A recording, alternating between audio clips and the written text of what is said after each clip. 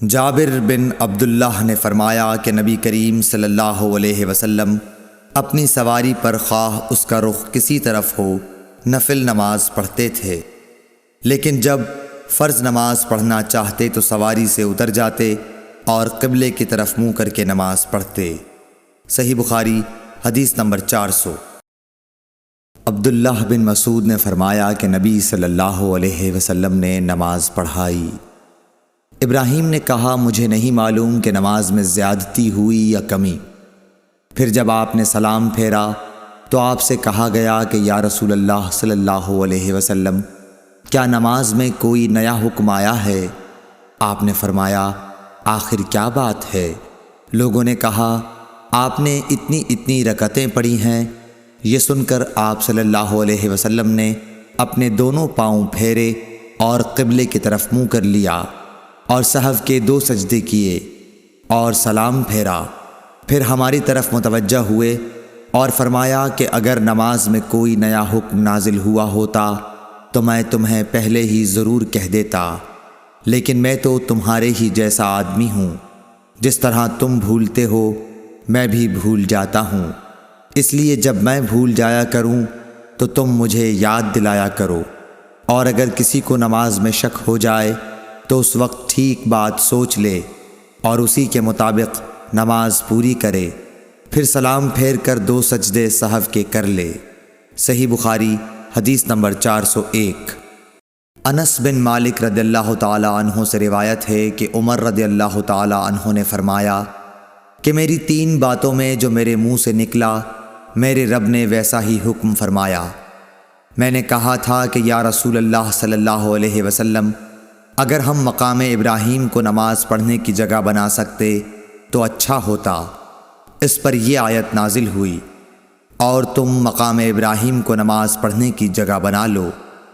دوسری آیت پردے کے بارے میں ہے۔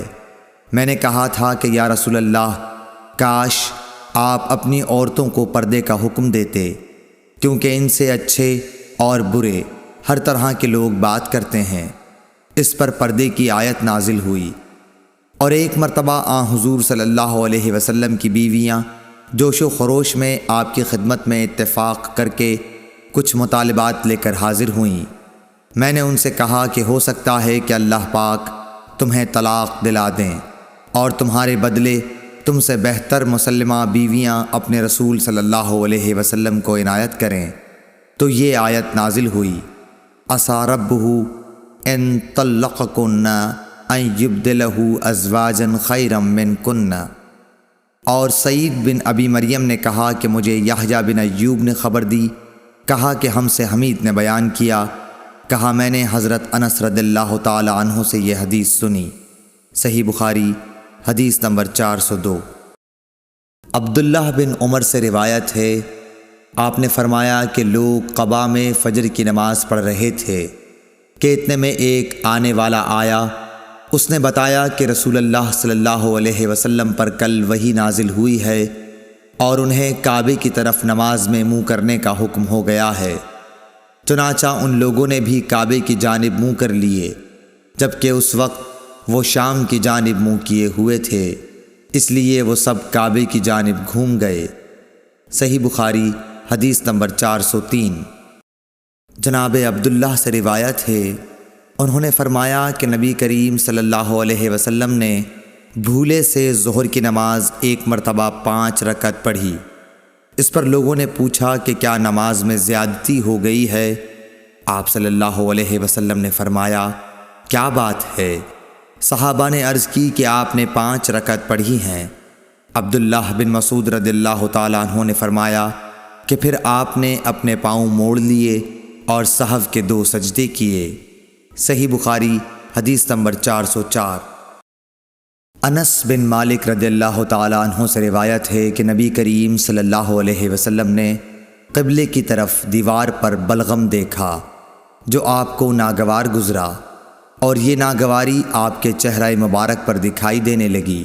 پھر آپ اٹھے اور خود اپنے ہاتھ سے کھرچ ڈالا اور فرمایا کہ جب کوئی شخص نماز کے لیے کھڑا ہوتا ہے تو گویا وہ اپنے رب کے ساتھ سرگوشی کرتا ہے، یا یوں فرمایا کہ اس کا رب اس کے اور قبلے کے درمیان ہوتا ہے، اس لیے کوئی شخص نماز میں اپنے قبلے کی طرف نہ تھوکے، البتہ بائیں طرف یا اپنے قدموں کے نیچے تھوک سکتا ہے۔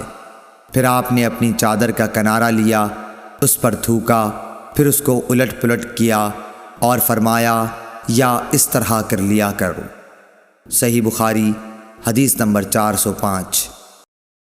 عبداللہ بن عمر رضی اللہ تعالیٰ عنہ سے روایت ہے کہ رسول اللہ صلی اللہ علیہ وسلم نے قبلے کی دیوار پر تھوک دیکھا۔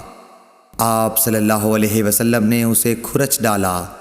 پھر آپ نے لوگوں سے خطاب کیا اور فرمایا کہ جب کوئی شخص نماز میں ہو تو اپنے منہ کے سامنے نہ تھوکے، کیونکہ نماز میں منہ کے سامنے اللہ عز و جل ہوتا ہے۔ صحیح بخاری حدیث نمبر 406۔ حضرت عائشہ ام المومنین رضی اللہ تعالی عنہا سے روایت ہے کہ رسول اللہ صلی اللہ علیہ وسلم نے قبلے کی دیوار پر رینٹ یا تھوک یا بلغم دیکھا تو اسے آپ نے کھرچ ڈالا۔ صحیح بخاری حدیث نمبر 407۔